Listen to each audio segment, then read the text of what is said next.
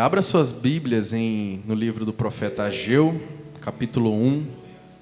Eu vou ler e vocês me acompanhem. Diz assim a palavra de Deus. Ageu exorta o povo a reedificar o templo.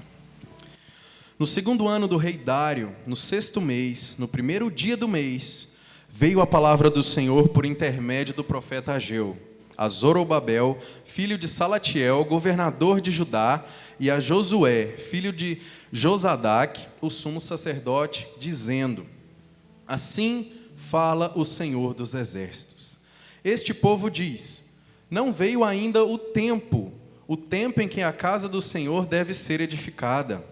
Veio, pois, a palavra de Deus, a palavra do Senhor, por intermédio do profeta Ageu, dizendo: Acaso é tempo de habitardes vós em casas apaineladas, enquanto esta casa permanece em ruínas?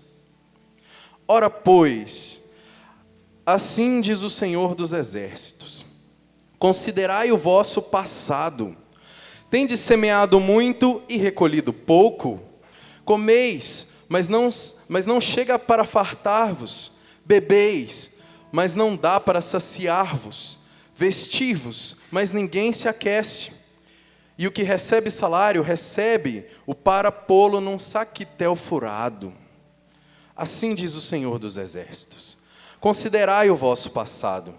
Subi ao monte, trazei madeira e edificai a casa. Dela me agradarei e serei glorificado, diz o Senhor. Esperastes o muito, e eis que veio a ser pouco. E esse pouco, quando o trouxestes para casa, eu com um assopro o dissipei. Por quê? Diz o Senhor dos exércitos: Por causa da minha casa que permanece em ruínas. Ao passo que cada um de vós corre por causa de sua própria casa.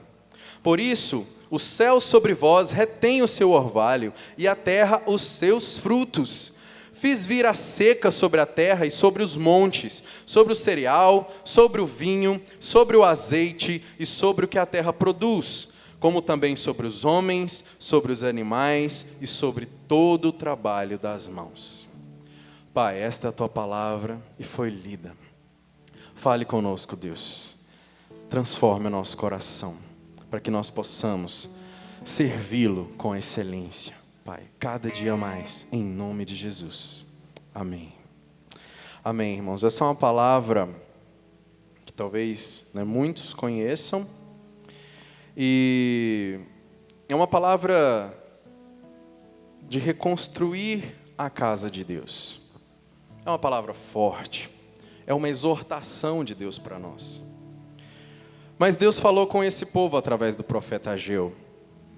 E no ano... o rei Ciro, na verdade, o rei da Pérsia, ele libertou nessa época 50 mil judeus para retornar do exílio para Jerusalém. A fundação do templo era para ser terminada em 2 anos. Mas os povos vizinhos ali de Jerusalém começaram a se opor contra a reconstrução do templo, temendo que se fosse restabelecido um Estado judaico forte. Então o que aconteceu? O povo começou a se intimidar. O povo começou a ficar apático. O povo começou então a se distrair com outras coisas e não mais se dedicar à reconstrução do templo. O povo que cuidava da casa de Deus, então o que aconteceu? Foram cuidar das suas próprias casas. Deixaram a obra de lado. E assim o profeta Ageu foi chamado por Deus, junto com o profeta Zacarias, para estimular o povo a retomar o trabalho, a retomar a construção. O segundo templo foi consagrado 20 anos após ter começado. Então, através do profeta Ageu, Deus chama o povo para reedificar o templo. Deus promete um templo mais glorioso do que o anterior. Deus promete bênçãos para o povo fiel, porque nós sabemos, a palavra diz: se permanecerdes em mim, se confiardes em mim, se me buscardes de todo o vosso coração. Deus não fala, venha de qualquer jeito e eu te darei tudo o que quiseres. Isso não é verdade. Tem si.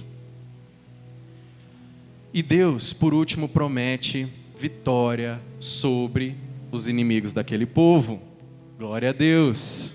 Aleluia. Mas Deus não está nos chamando a reconstruir um templo em Jerusalém. Esse texto, irmãos, quando você começa a estudá-lo de forma mais profunda, você vai observar que esse texto tem a ver comigo e com você. Isso é uma palavra para nós. Deus está nos chamando a reconstruir uma vida de intimidade com Ele. E para isso, irmãos, a estrutura do templo, naquela época, simbolizava a presença de Deus na terra. Então a nossa vida, ela precisa de uma estrutura. Ela precisa de uma estrutura que agrade ao Senhor, para que Ele venha morar em nós. Então o que a gente precisa fazer para que nossa vida seja realmente um templo de habitação do Senhor? Primeira coisa, nós precisamos de um alicerce forte, muito forte. Nós precisamos confessar a Cristo como nosso Senhor. Porque quem serve, serve a alguém. E nós servimos a Cristo. Quando você confessa Cristo pela primeira vez, te falam, repita comigo, eu confesso o Senhor como meu Senhor e suficiente Salvador. Mas na verdade nós só estamos confessando Cristo como Salvador. Porque quando você serve a alguém, você precisa de seguir certas regras, orientações, instruções, e você precisa cumpri-las. Deus precisa ser o governador da sua vida. Ele precisa conduzir os seus passos. Ele precisa ser o seu Senhor, a quem você dedica dia e noite a sua vida, os seus afazeres, os seus dons, os seus talentos, tudo o que você tem.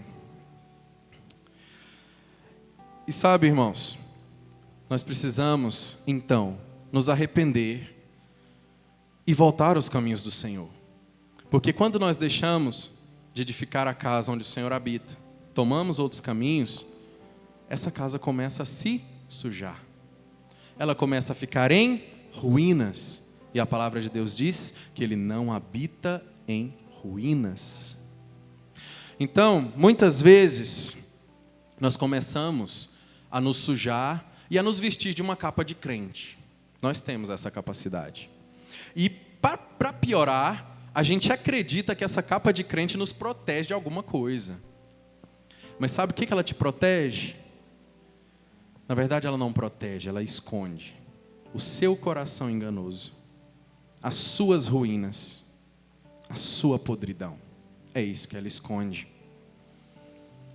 Mas a palavra de Deus, ela nos traz lá em Efésios 6, que nós devemos nos revestir de que capa? De que armadura? De Deus. Então você precisa confessar Cristo como seu Senhor e Salvador. E colocar o capacete da salvação. Você precisa então ler a palavra. Você precisa calçar os seus pés com o evangelho da paz e ir levar essa paz. E levar essa palavra a quem ainda não a conhece. Se revestir da couraça da justiça e calçar o evangelho da paz. E outra, você precisa ter fé, muita fé. Porque a Bíblia diz que só com o escudo da fé nós podemos anular os dardos inflamados de Satanás. Só com a fé.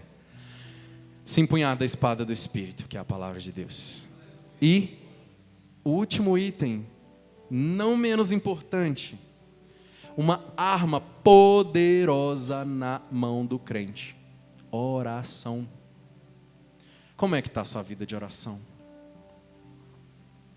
Nós falamos tanto para Deus, pedimos tanto, mas como é que está a sua vida de oração? Está mais ou menos? Está ruim? Não tem? Hoje é tempo então, irmãos, de você organizar essa casa e retomar a sua vida de oração com Deus. Aleluia. Às vezes nós nos esquecemos de quem é o nosso Senhor. e começamos então a servir outros senhores. Nós dizemos, não tenho tempo. Não tenho tempo. Mas nós precisamos retomar essa tarefa. Depois eu vou dizer para você como e por que você tem tempo. Embora você vai imaginar aí, não, mas eu não tenho tempo. Eu tenho muitas atividades. Mas eu te falo, você tem tempo. O segundo item para você começar a organizar essa casa, depois de um alicerce, o que a gente precisa? De paredes. As paredes servem para quê? Para proteger o interior da casa. Não é verdade? Irmãos, nós precisamos de obediência. Você já confessou Cristo como seu Senhor e Salvador. Mas agora você tem tarefas a cumprir. Você precisa obedecer para que essas paredes sejam levantadas. Então você precisa de uma vida de oração. Você precisa receber essas instruções e ir atrás de cumprir essas tarefas. Mas muitas vezes a gente se pergunta, mas o que Deus quer de mim então? O que a palavra diz que você é? Então seja.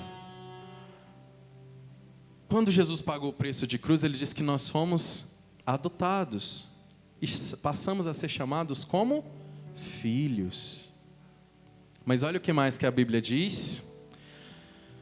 Nós somos raça eleita, sacerdócio real, nação santa, povo de propriedade exclusiva de Deus, a fim de proclamarmos as virtudes daqueles que nos chamou das trevas para a sua maravilhosa luz. Amados, chegou a hora de você ouvir a Deus e falar, Senhor, qual é a sua lista de pedidos? A mim o Senhor já conhece, por anos. Talvez, irmãos, essa seja a primeira vez que você vai fazer isso. Vamos tirar aqui 2 minutos, vamos falar com Deus. Feche seus olhos. Pai, até hoje, quantas vezes nós entramos na Tua presença para pedir? Mas hoje, Senhor, fala com cada um de nós aqui. Eu sei que o Senhor tem uma lista de tarefas, uma lista de pedidos para cada um aqui individualmente. Pai, começa a trazer um discernimento do Teu Espírito Santo. Começa a fluir do nosso interior, Pai, para que a Tua palavra comece a trazer as instruções que precisamos, Pai, para Te servir, Pai, para Te obedecer, Pai, para que nós possamos cumprir aquilo que o Senhor preparou para nós. Pai, qual é a Tua lista para mim? Diga isso ao Senhor, qual é a Tua lista para mim? Fala, Senhor, eis-me aqui. Começa a trazer, Pai, no coração de cada um, até o final dessa pregação, a lista do Senhor, para cada um de nós, em nome de Jesus. Amém, Jesus. Amém. Outra coisa, irmãos, o que a Bíblia diz que eu tenho que fazer, então faça. Nós às vezes procuramos Deus em tantas outras coisas, mas o que está escrito aqui? Palavra de Deus, é Deus falando.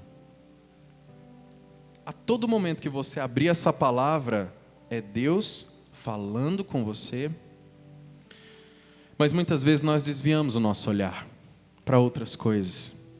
Muitas vezes nós desviamos o nosso olhar para as nossas dores, para as nossas frustrações, para as perseguições. Mas a palavra de Deus diz que os anjos do Senhor se acampam ao nosso redor. Quer parede mais forte do que essa? Se você for obediente, ela permanecerá lá. E tem outra coisa. A casa ela é também constituída de portas e janelas. Seus olhos e seus ouvidos. 70 anos depois, Neemias retorna a Jerusalém e se depara com uma cidade destruída, arrasada em ruínas. Ele tinha uma escolha: obedecer a Deus e trabalhar, ou olhar para aquela situação e desistir. A palavra diz que em meio a tamanha dor ele se encheu de ânimo e ele começou a trabalhar. A partir do momento que ele começou a trabalhar, muitas pessoas vieram afrontar Neemias, falar que ele não conseguiria realizar aquela tarefa. E outras 2 ou 3 vezes, soldados do rei falavam para ele descer daquela região para ter com eles em reunião. E o que Neemias fez? Não. Nós temos uma tarefa a cumprir. E nós vamos cumprir. E as afrontas começaram, as ameaças de morte, as guerras físicas. Neemias pegou o povo e falou: vem cá, você vai trabalhar com uma das mãos, com a outra mão você vai empunhar uma espada. Então, ao mesmo tempo que você trabalhar, você vai lutar, se for necessário. Porém, estejam vigilantes. Ele colocou guardas ao redor, atrás, de várias partes do muro, para vigiar de dia e de noite. Eles não só continuaram com a obra independente das afrontas, mas eles vigiavam de dia e de noite. Então, irmão, se você... Olha o que diz a palavra em 1 Pedro. Se alguém falar, fale segundo as palavras de Deus. Se alguém administrar, administre segundo o poder de Deus, que Deus dá, para que em tudo Deus seja glorificado por Jesus Cristo, a quem pertence a glória, o poder, para todo o sempre. Sabe o que ia ter acontecido se Neemias tivesse desobedecido e não cumprido a tarefa, desviado o olhar, dado ouvidos à conversinha de perseguidores, de opressores, malfeitores? Ele teria morrido. E para nós hoje, irmãos, o nosso desviar dos caminhos do Senhor não significa só uma morte física, mas significa a morte eterna. Significa uma morte que vai te separar eternamente de Deus. O tempo é agora, irmãos. A hora é agora. E eu te falo, para isso você não tem mais tempo. Primeiro porque o tempo não te pertence, Você não sabe o dia de amanhã. Você só tem o agora. Nós não sabemos se nós estaremos vivos daqui meia hora. Você tem agora para resolver e organizar a sua vida de intimidade com Deus. Reorganizar o templo de habitação do Senhor. Mas falta ainda algo muito importante para a gente fechar essa casa e adorná-la da maneira mais linda que existe. Servir. Se nós confessamos Cristo, se nós obedecemos, nós confessamos Ele como Senhor, nós precisamos obedecer. E nós precisamos então servir. E servir com alegria. Amar uns aos outros, cuidar uns dos outros, amar com o amor do Senhor. Porque enquanto você ama, você faz aquilo que Jesus faria se estivesse aqui, a sua casa vai sendo coberta do amor do Senhor. Revestida, adornada, com as cores mais lindas que tem, que vem do Senhor. Mas como? Eu não tenho tempo. Deixa eu te falar uma coisa. Primeiro, se você é um cristão verdadeiro, você precisa imitar a Cristo. Senão você é só um crente. Então comece, irmãos, em tudo que fizer, ser cristãos, não crentes. Crentes é capa, crente é capa. Até o diabo crê e estremece, e na presença de Deus ele, Então é o seguinte, Deus nos dá muitas atividades. Eu que sei que tem gente aqui que é pai de família, tem 2, 3, 4, 5 filhos, sabe? Tem atividade na igreja, você precisa também servir na igreja. Tem gente que foi chamado exclusivamente para servir dentro da igreja. Mas tem gente que foi chamado para servir como evangelista, para servir no seu local de trabalho, simplesmente sendo cristão, não crente, cristão. Mas Bruno, eu preciso resolver tanta coisa, eu sou gerente, eu sou professor, eu tenho que planejar aula, não sei o que, babá. Ai, Bruno, eu sou estudante, eu tenho uma faculdade muito difícil, é período integral. Deixa eu te contar um segredo. Quanto mais atividades você tiver, mais pessoas Deus está te confiando para pregar o Evangelho. Quem recebe essa palavra? Aleluia. Então, se você que recebe essa palavra, irmãos, olha o tamanho do ministério que Deus já te deu. E muitas vezes nós negamos. Nós dizemos não para Deus. Eu não quero isso, eu quero servir só na igreja. Eu só canto, então só vou cantar. Eu só cuido das crianças, já é coisa demais cuidar de criança. Só vou cuidar de criança. Amém. Cuide das crianças e faça o melhor serviço que você puder. Mas não ignore os outros 99% do ministério que Deus está te entregando. Amém? Mas como então, Bruno, eu vou desenvolver uma atividade de servo do Senhor, ministro da palavra, evangelista, conselheiro, pai, mãe espiritual? Irmãos, existe uma coisa que nós pecamos muito.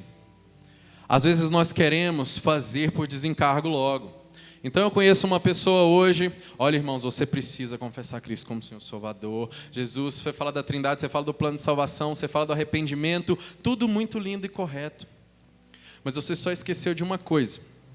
Jesus, quando veio à terra e serviu, porque ele veio para servir e não ser servido. Jesus, antes de qualquer coisa, ele perguntava, ou mesmo às vezes ele nem precisava perguntar. As pessoas chegavam para ele e falavam: Senhor, eu tenho tal enfermidade, Senhor, eu sou cego, Senhor, eu não ando, Senhor, eu estou com um problema em casa, minha filha morreu, meu esposo morreu. Jesus ouvia. Jesus conhecia as necessidades mais intrínsecas das pessoas. Quantas pessoas você já parou para ouvir? Existem pessoas morrendo ao seu lado, irmãos, indo para o inferno, sem conhecer a Cristo. E eu te falo, quando você começar a ouvir essas pessoas, você vai conhecer histórias surpreendentes de transformação, de dor, de pecados muito carnais, de vícios. Eu sei que essa igreja faz um trabalho muito bonito nessa área.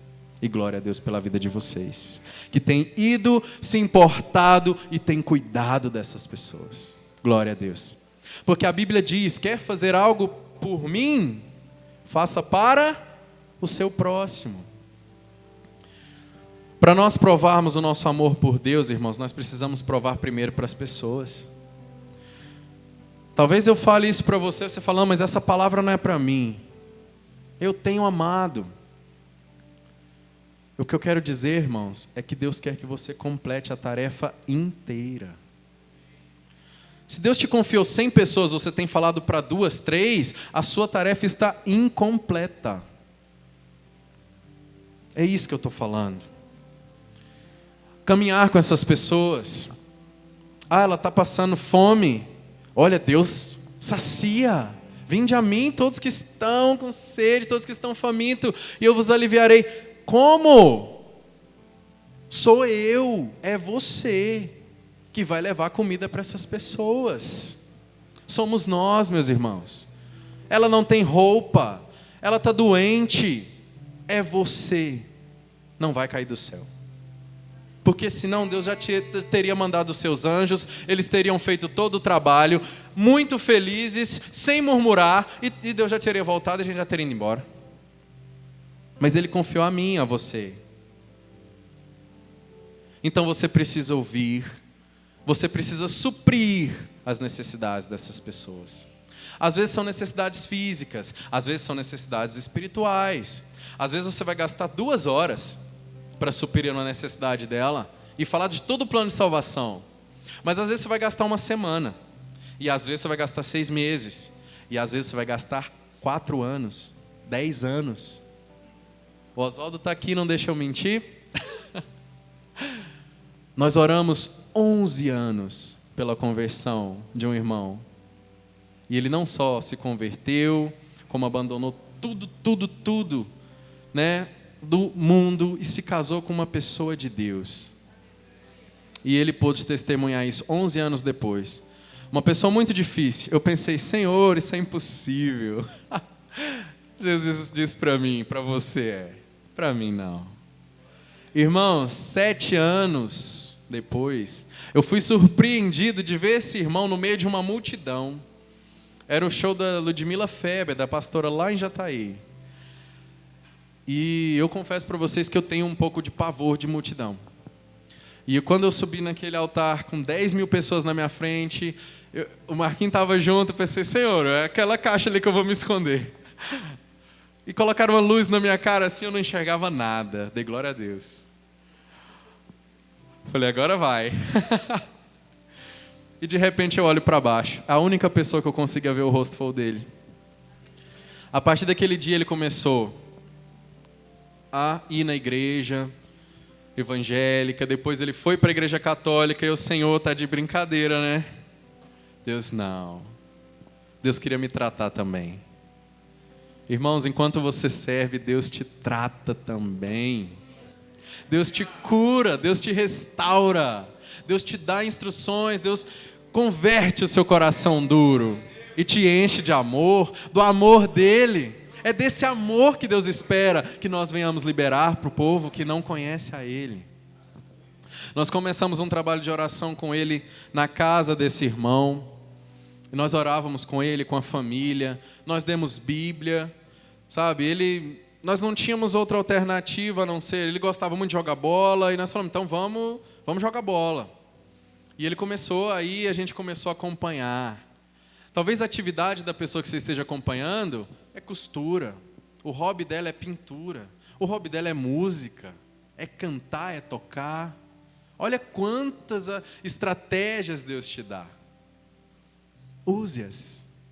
Deus já te deu. Sabe por que Deus dá vários dons? Não é para você se vangloriar, não. É para você dar para o outro. Se Deus te confia algo, você tem que dar para o outro. Amados, então é o seguinte, agir, né, e compadecer. E com a sua vida, então, demonstrar Cristo. Existe uma frase muito forte que me impactou demais. Ela está escrita num muro da Cracolândia. Eu fui numa pregação de um amigo meu que é missionário. Ele mora na Cracolândia e ele tem um trabalho muito bonito na África. Talvez alguns conheçam, o nome dele é Gito. E ele encerrou a pregação dele dizendo: eu li essa frase no muro da Cracolândia. Não é que falta amar, ou não é que falta amor, falta amar. Isso resume, irmãos, quase toda a palavra de Deus. Não é que falta amor, falta amar. Mas para amar você precisa se compadecer e agir. Ouvir as pessoas, suprir as suas necessidades. Todas elas. Talvez sozinho você não consiga, com certeza. Nós estamos num período de crise dentro do nosso país, onde a crise financeira, na verdade não é uma crise financeira, né? Nós estávamos comentando isso hoje, é uma crise política. Mas o dinheiro está sumindo, a inflação, uma loucura. Sabe por que Deus disse que não era bom caminhar um só, antes 2, 3, 4, a congregação inteira? Irmãos, uma cesta básica hoje, para você fazer ela mais ou menos, você gasta uns R$250. Junte grupos de pessoas, chame seus amigos, cristãos, não crentes, cristãos, e começam a reunir. Adote uma família. Quantas existem aí? Adote uma pessoa, que eu sei que muitos aqui já fazem isso. E vão, todo mês. Às vezes você fala, eu vou ajudar um mês. Mas você já conheceu o histórico dessa família? Tem gente que deve aluguel há 6 meses. Ganha R$1.000. Deve R$7.000. Tem 2 filhos. Um recém-nascido, o outro de 1 ano e 4 meses. A esposa tem problema dentário. A sogra faz hemodiálise 3 vezes por semana. Não consegue cuidar nem dela mesma. E para variar, ela tem 4 irmãos. Todos com problemas. Como é que eu dou uma cesta básica esse mês e no outro mês eu desapareço? Adote uma família. E comece a realizar um trabalho entre vocês. Eu não conheço, todas as atividades da igreja, mas às vezes procure o pastor vai saber te direcionar. Porque eu sei que muitas coisas chegam para o pastor e que as ovelhas não ficam sabendo. Não é não, pastor? Só as bombas, né? Só as buchas. Então procure o pastor. Fala onde eu posso servir, pastor, onde eu posso ajudar. O pastor vai saber te direcionar. E se ele não souber naquele momento, eu sei que ele vai procurar. E às vezes você pode conhecer aí histórias na faculdade, nos seus próprios serviços. Mas as pessoas que não têm esse tipo de necessidade, irmãos, existe dentro delas a maior necessidade, que é conhecer a Cristo. Porque você precisa alimentar essas pessoas, vestir essas pessoas. Mas elas também precisam conhecer a Cristo. E eu te falo, quando o amor é demonstrado e visto, o ouvido... Eu falo assim, quando o amor de Deus é visto, janelas se abrem para te ouvir. Essas pessoas já começam a querer saber por que você está me ajudando. De onde veio isso? Eu nem te conheço. Porque Deus é quem está fazendo isso, irmão. Não é meu, não sou eu que estou te dando essa cesta básica, é Deus suprindo as suas necessidades. Olha aí, Deus abriu um caminho enorme para você falar da Bíblia inteira se você quiser. Aí, use seu conhecimento de anos de estudo da palavra e você vai ver que esse coração está tão seco que quanto mais você joga ali dentro, mais ele absorve. Quanto mais você joga ali dentro, mais ele quer. Porque ele tem fome, ele tem sede de Deus. Para concluir, irmãos, depois que essa casa tem um alicerce forte, paredes fortes, olhos, janelas e portas protegidos, porque nós precisamos, irmãos, estar no lugar certo, fazer a coisa certa com pessoas certas. Nós precisamos olhar na direção certa, porque se você olhar para o lado, você vai cair, você vai morrer. Então nós dependemos de Deus, nós precisamos deixá-lo governar a nossa vida. Esse é o primeiro passo. Nós precisamos obedecer e nós precisamos servir com amor, usando o amor de Deus. E mais, irmãos, o que a palavra lá prometia? Que o segundo templo seria mais glorioso. Depois dessa transformação no seu templo, eu creio que você vai ter uma vida muito mais gloriosa, muito mais abençoada, porque ele diz que ele vai abençoar o seu povo. Isso é promessa. E que mais, irmãos? Ele diz que ele vai destruir, derrotar todos os seus inimigos. Você é mais que vencedor.